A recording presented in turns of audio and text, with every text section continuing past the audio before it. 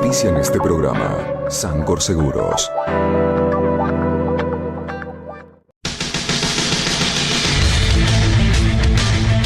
Bienvenidos, nueva edición de Impacto Económico. Anticipo de temas para el programa de hoy. Vamos a dialogar con Matías Zapablaza, un joven neuquino de 15 años que creó un dispositivo para ayudar a no videntes a distinguir los colores y ganó el premio de la Feria Científica de Google Argentina. En el segmento de empresas dialogaremos con Gustavo Freistab, que es propietario de la empresa SMIP Instrumentales, una pyme de la región que está exportando. Y comenzamos con el análisis económico, más concretamente con el tema conflicto con los holdouts.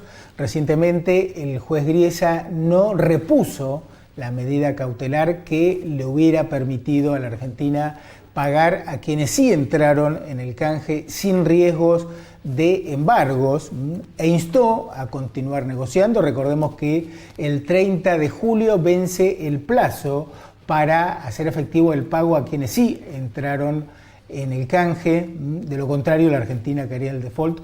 Vamos a analizar este tema junto al licenciado Ernesto Bilder, es economista, ex profesor de la Universidad del Comahue. ¿Cómo estás, Ernesto? Muy buenos días. Bien, gracias por invitarme.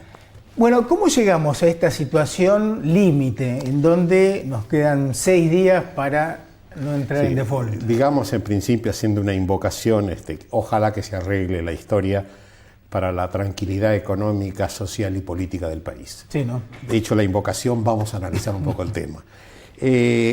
Como se sabe, se fue acumulando deuda, en especial una gran emisión de títulos públicos durante la década del 90 con Cavallo, una forma de financiar el gasto público en la Argentina, que explota en el 2001 con la famosa declaración de default, que es decir, que el país no iba a pagar las deudas contraídas o como estaban puestas en los títulos públicos emitidos. Esto genera una gran tensión internacional, porque es un default de dimensiones casi desconocidas dentro de la historia económica de Occidente. Pero bueno, es decir, la historia sigue, y en el 2005, después de la asunción de Kirchner, del finado presidente, se hace la primera negociación con los deudores, los titulares de la deuda argentina, y se llega a un primer acuerdo que vuelve a abrirse en el 2010, claro. y se llega a un cierto acuerdo en el cual entran más del 92% de los tenedores de títulos.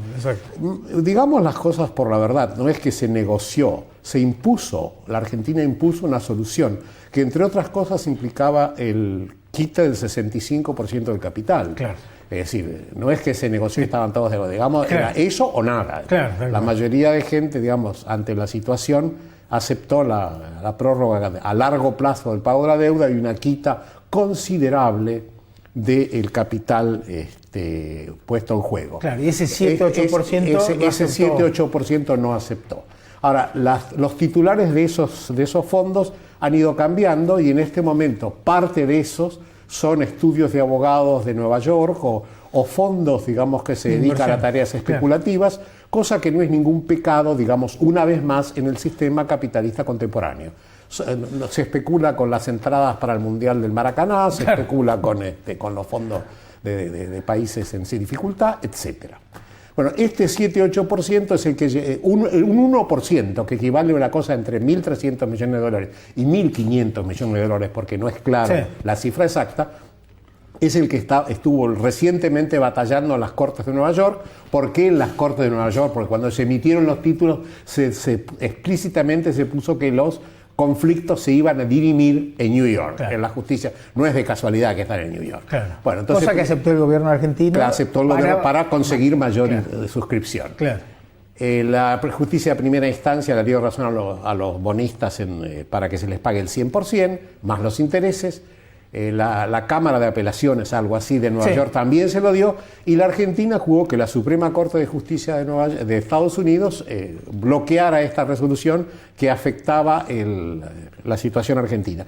¿Por qué la afectaba o podría afectarla? Porque hay una cláusula cuyas siglas en inglés son RUFO, que dice que cualquier concesión que se otorga a otros bonistas, en este caso los que no entraron en el canje, debía inmediatamente proyectarse por los que sí entraron en el canje. Es decir, Los que no aceptaron ninguna quita, que piden el 100% de la deuda, impondría la condición, podrían pedir la condición el 92% más que aceptaron más del 60% de quita de la deuda. Claro. Lo cual haría para el país algo impagable en este momento. Ahora, en el acuerdo que se firmó, dice que esta cláusula opera si la Argentina le hiciera una propuesta voluntaria a quienes no entraron en el canje. Claro, ahí está el problema.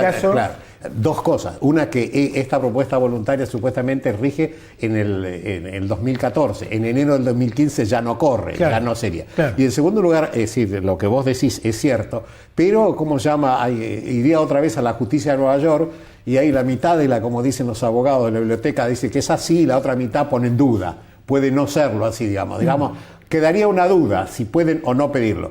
De todas maneras, hay otro 7-8% aproximadamente de 15.000 de los que no entraron en el canje, que podrían pedir en las mismas condiciones que este 1%, lo cual sumaría otros 15.000 millones de dólares a pagar en forma cuasi inmediata. Lo que se supone que la Argentina en este momento tiene, se supone, porque no está clara la cosa, dos estrategias. Una, para evitar todos estos cataratas de juicios, llevar la cosa al mes de enero o prolongarla para que no haya posibilidad alguna de pedir ese resarcimiento del capital del 65% más intereses.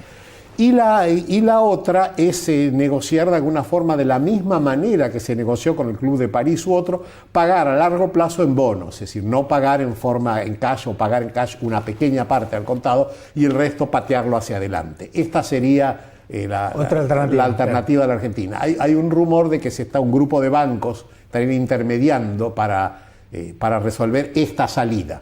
El juzgado de Nueva York puso un estudio de abogados que hace también de intermediación, que ganan más de $12.000 por día por esa intermediación, buscando honorarios de más de $12.000 por día. Bueno, no está mal para los muchachos, buscando una alternativa también, por otro lado, entre los abogados que representan a la Argentina y los abogados o los llamados fondos buitres o especulativos. En todo este camino está la cosa. Es preferible, es decir, ¿cuáles serían los costos de uno de los? Bueno, si no se llega a un acuerdo en 6-7 días. Los costos de un default, ¿cuáles serían? Un nuevo default, claro, porque sería el segundo. Claro. Es decir, no tendría las características trágicas tremendas del primero, que dijo aquí no se paga nada, porque de alguna forma la Argentina ahora ya se arregló con una parte considerable, claro, se está pagando los intereses en forma prolija, etcétera, etcétera. Bueno, la primera cuestión sería un bloqueo, una gran dificultad para financiarse de manera externa. Es decir, una gran dificultad que puede asumir el carácter de los bancos internacionales, FMI, el Fondo Monetario Internacional, el Banco Mundial, claro, y otro, aún no sé si el Banco Interamericano, no lo sé, podrían comenzar a dificultar los préstamos a tasas más o menos bajas como tiene el mercado internacional. Es por un lado. Por otro lado, subiría la desconfianza del llamado riesgo país, claro, de la Argentina. Por otro lado, es casi previsible, como se ve estos días, el llamado dólar blue o dólar paralelo comenzar a subir, y generando una diferencia, como está pasando, una diferencia en el dólar oficial y el dólar paralelo que termina golpeando a todos, porque hay una parte importante de la economía argentina que se maneja mirando un dólar paralelo. Por lo tanto, la suba de precios alentaría una inflación que ya viene alta, en fin, y un proceso recesivo. Por todos estos motivos y otras cuestiones que sabe el destino qué pasaría, por todas estas condiciones, en un momento de inflación y cuasi recesión, no sería conveniente un nuevo default. A nivel de financiamiento de tasas en el mercado interno tenemos escasez de dólares. Y yo diría, hay otro detalle que complica, que mucho no se habla, es la caída de la soja en los mercados internacionales. Para nosotros, en la Argentina, se había hecho todo un cálculo sobre $500 la tonelada en Chicago, y ahora está menos de que está abajo de 450, y se prevé para fin de año menos. Es decir, una de las fuentes de financiación de la Argentina, retenciones a la exportación de soja, se vería duramente afectada. Por lo tanto, el mercado financiero de dólares para nosotros es importante, y esto sería algo muy negativo. Claro, porque esta caída en la cotización de la soja implicaría que siga la disminución del superávit comercial, claro, que ya viene cayendo. Menor ingreso por retenciones, etcétera. Ahora, también a nivel de lo que es, como decíamos, financiamiento en el mercado interno se vería afectado por un eventual default, decíamos. Sí, digamos, o sea, todavía más largo sería el crédito. Claro, habría dificultades para importar, y como las importaciones también son parte de la producción nacional, de como en cualquier país, habría dificultades con la producción, es decir, veríamos muchas dificultades. Tampoco, digamos, hagamos de esto una tragedia terrible, una tragedia griega. Habría dificultades, más dificultades. Podrían resolverse y más o menos podrían, hasta tanto se llegara a un acuerdo. Yo creo que en el horizonte el acuerdo está. Lo que pasa es la instrumentación de este acuerdo, lo que cuesta. Claro. Ahora, hay temas domésticos que son realmente muy preocupantes, se siguen agravando, como es el tema del déficit fiscal. En los primeros 5 meses del año aumentó 7 veces y media el déficit fiscal con respecto al 2013. Sí, sí. La Argentina no logra la disciplina fiscal necesaria para un momento difícil y estamos en el ranking de las economías mundiales con alta inflación, que no es una categoría muy lindo de aceptar y que, como se sabe, genera problemas a todo el sistema económico, baja de consumo, protesta. Claro, que ya la vivimos. Se está viendo. Despidos, qué sé yo, ante el caso de la industria automotriz con dificultades, que también son atribuibles a la recesión de Brasil. Digamos, estamos en un momento bastante complicado de la economía argentina. Claro. Bueno, y en la base del aumento del déficit fiscal está el aumento del gasto público, que en los primeros 5 meses del año aumentó un 41,3% con respecto al mismo periodo del 2013, ¿no? Ahí está el pecado capital. Claro, como en esto hay que recordar en qué situación aumenta el déficit fiscal. Si el déficit fiscal aumenta en un periodo altamente recesivo, como fue la salida de la crisis del 2001-2002, el déficit o el gasto público sirvió para salir del pozo donde estábamos. Ahí sería pura economía keynesiana. En épocas recesivas hasta es conveniente, como siempre decía Keynes, pagarle a alguien para como un pozo y otro para que lo tape. Pero cuando pasa esta situación y se genera otro horizonte, ya el déficit fiscal es un problema diferente. Claro. Ahora, hay otro problema también que es el llamado déficit cuasi fiscal, es decir, el gobierno ha emitido dinero, luego emitió las LEVACs para quitar parte de esa emisión para contrarrestar el efecto inflacionario y por eso paga una tasa de interés. Sí, hay todo los préstamos sobre el Banco Central, o todo el manejo de las finanzas públicas, interinstituciones oficiales, el ANSES, esto, el otro, que genera todo un gran entramado de cosas que por momentos es difícil evaluar, pero de todas maneras son formas con que se tapa el movimiento de dinero que termina yendo al sistema económico y generando presiones. Digamos que, para hablar un poco del tema de la inflación, una vez lanzada una inflación, hay fenómenos que escapan al tema del déficit fiscal. Digamos, todos comienzan a buscar protegerse. Claro. Si yo fijo precios, es decir, y como sé que cuando vaya a comprar me van a cobrar más caro lo que reponga, me adelanto y comienzo a adelantar la suba de precios. Claro. Entonces, acá subimos dos cosas. Una vez lanzada una inflación, el mecanismo interno, que todos los que pueden se protegen. Los que no pueden protegerse son los que tienen salarios fijos o salarios contractuales. Entonces protestan en el puente, protestan los sectores públicos que tienen garantía de empleo. Es decir, genera toda la protesta social de aquellos que no pueden ajustar los precios como quieren. Y otros los ajustan, es decir, como tienen un acuerdo, como algunas prestaciones médicas, entonces el médico cobran diferenciales, todo el mundo se acomoda a una situación inflacionaria que termina siendo negativa para el conjunto de la economía. Claro, el problema central es que el ajuste lo viene haciendo ya desde hace tiempo el sector privado, ¿no? El sector público no se ajusta. El sector público, digamos, tiene el lógico temor de que un ajuste significa alargar empleados. Y en un país donde para un cargo en la justicia se anotan, como recién leíamos en Neuquén, una suma exorbitante y van a sortear 200 personas, no es sencillo el tema. Sí, tal cual. El tema es que hemos llegado a un punto en donde medidas parciales y aisladas no resuelven el problema, ¿no? Claro, disciplinar un poco la economía y generar confianza, no solamente medidas económicas, sino crear un marco de confianza en el proceso económico, ayudaría enormemente a salir de esta historia, que es otro capítulo más de la historia inflacionaria argentina, de la cual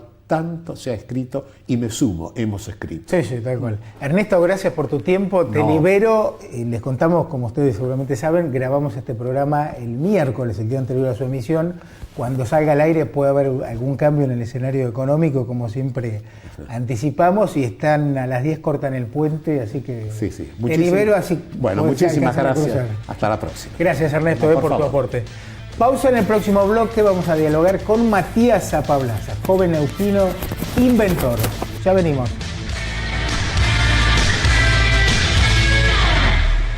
Auspicia Impacto Económico. Confluencia Ambiental.